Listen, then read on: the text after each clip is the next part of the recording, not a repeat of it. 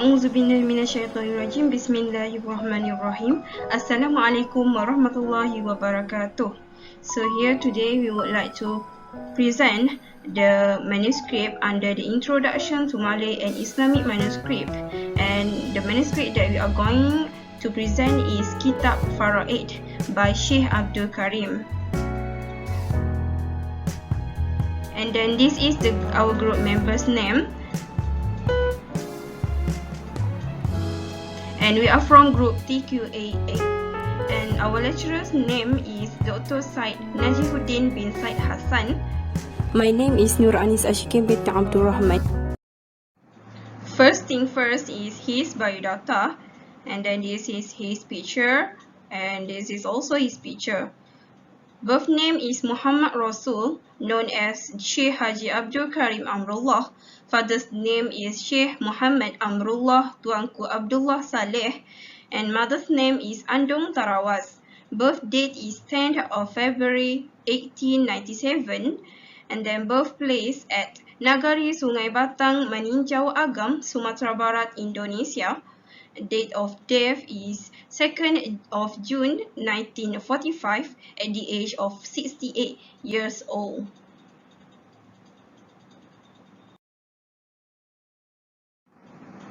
And his first wife is Raihanah binti Haji Zakaria, and had one child but sadly died, and then got married for the second time. And his second wife is Shafiah, and that is his late wife's sister, and had one son that is called Abdul Karim, who was known as Buya Hamka. Next, his education.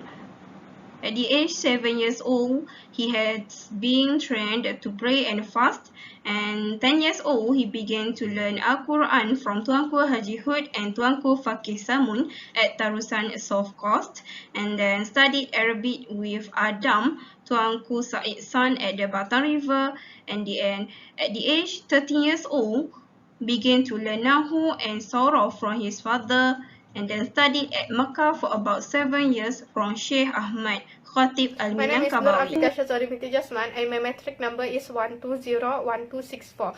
Next, the books written by the author, which is Haji Abdul Karim Amrullah. There are many books that have been written by him, whether have been printed or not have been printed. His first book is Kitab Amdatul Anam fi Ilmil Kalam, that published on 1908 and discuss about 20 attributes of Allah Subhanahu wa Ta'ala. After that, he continued wrote many books that give beneficial for other people. For example, Kitab Faraidh, that wrote on 1932, published on 1932, that talks about how Muslim people divided the property of the dead. And the next kitab that catch my attention is Kitab Cermin Terus, that published on 1930. In this book, he criticized about woman issue, like the use of tight kebaya and women giving speeches in public. This book of his writing has invited a lot of criticism and debate at that time. After his book, which is Cermin Terus, continue get a lot criticism, Sheikh Abdul Karim Amrullah in the same year wrote Kitab Pelita Jilid 1.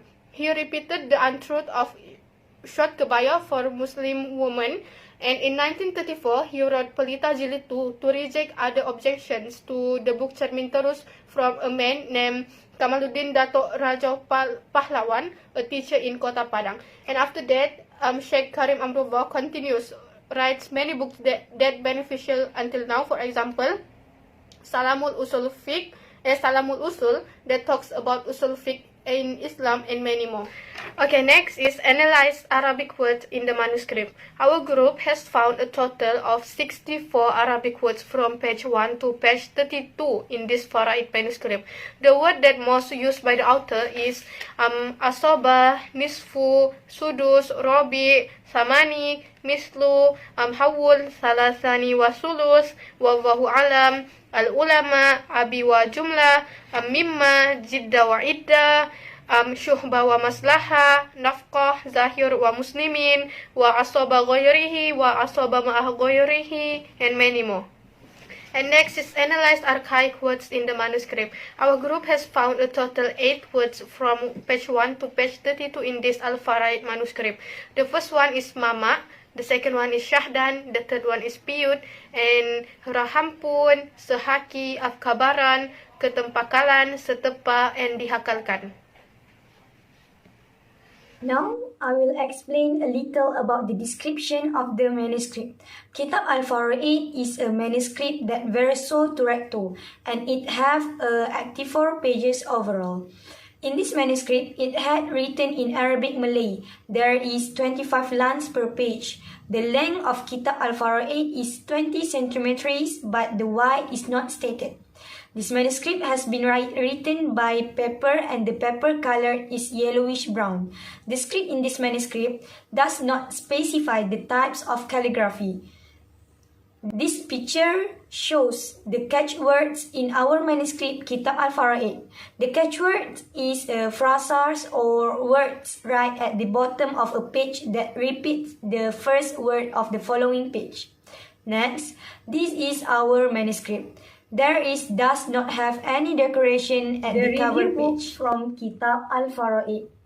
The author wrote in the opening about why the knowledge about Faraidh is important in Muslim life. If a person dies, the estate of the deceased will be used for mandatory needs if no one is generous to provide all the needs such as purchasing shrouds, funeral bathwater, and cemetery arrangements. The next one, the estate of the deceased must use to settle all his or her debt and complete all testament by the deceased during his life. This book also contains knowledge about the condition of heirs to obtain an inheritance. Each heir must have a kinship relationship with the deceased. In addition, the heir must also have a marital or marriage relationship with the deceased. Beneficiaries should also be Muslim and liberation. If the heirs of the deceased do not have the conditions imposed to receive the estate, all the property of the deceased will be handed over to the treasury or known as Baitul Mal for the use of Muslims in need. Assalamualaikum warahmatullahi wabarakatuh. My name is Nur ATHILAH ASYIKIN binti ANUAR. My matrix number 1203047. Next, the important point in this manuscript is, in Islam, a lady has no monetary commitment. Monetary duty lies on the shoulder of the man. A Muslim cannot overlook the standard of Allah and discard the bequests of a precious individual as indicated by the standard or custom of a specific country. If a recipient is away from the country or is feeling the loss of, a lot of the bequests should be saved for him until his return. It is the obligation of the male individuals from family to make money and to accommodate their woman work. Next, asabah is divided into three of types. First, independent residuary, we call it asabah binafsihi. Second, accompanying residuary, asabah ma'aghairihi. Third, residuary by another, we call it asabah bighairihi. Now, we look at independent residuary, asabah binafsihi. The independent residuary consists of the male residuary only, such as son and his descendant of how low the status soever. Second, father and his ascendant of how high the status soever, brother and uncle. The second one is accompanying residuary, asabah ma'a ghairihi. The accompanying residuary consists of female residuary heirs only. They will take their share after the primary heir has taken their share. There are German sisters together with either daughters or sons' daughters. B. Consanguine sisters together with either daughters or sons' daughters. Residuary by another, we call it asabah bighairihi. The residuary by another is the combination of male and female residuary heirs, asabah bighairihi. They consist of the following.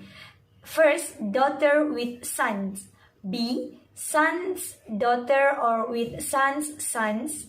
C. German sister with German brother. D. Consanguine sister with consanguine brother.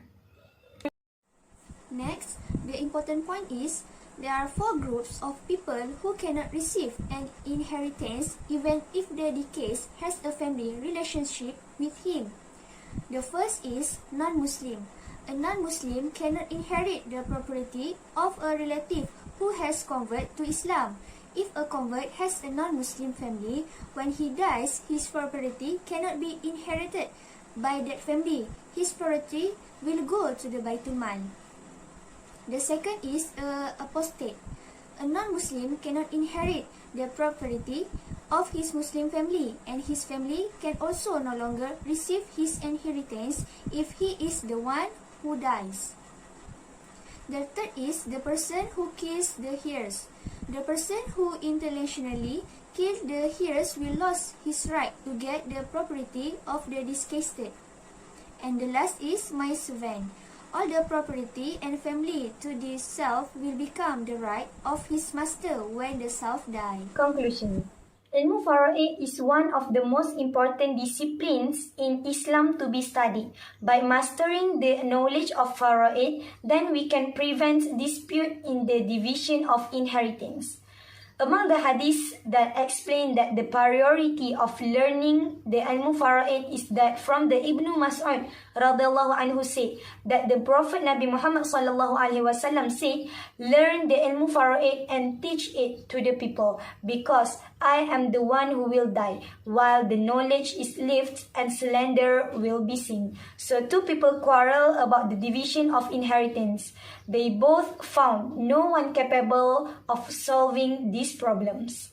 As a result, the ilmu Faraidh is the knowledge and study of the companion and the pious people before, so that it becomes clear that the ilmu Faraidh includes noble knowledge and important things, where the main support is the Al-Quran and As-Sunnah.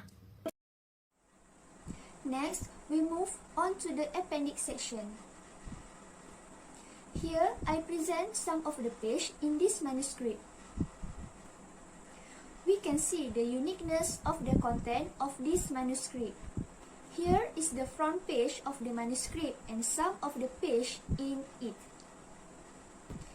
And at the end of this slide, I also exhibit the contents in this manuscript and the cover of its back. So, anyone who is interested and want to know more details can read it on Google Kitab Faraidh 1354. So, that's all for me. Thank you.